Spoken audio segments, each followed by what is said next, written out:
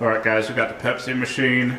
This is the first time I tried plugging it in, and I think it's working.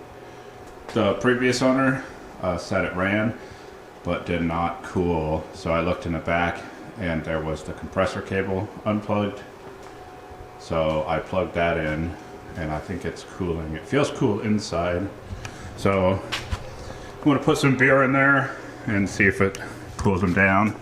So it's kind of hard to see in there, but there is the compressor power cable right there, and it plugs into that damaged box, and it was unplugged.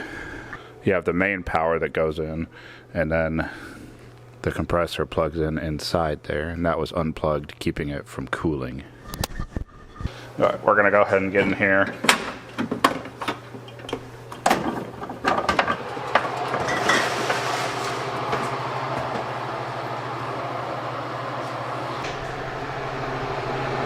It feels nice and cool in there now. Got some high lives.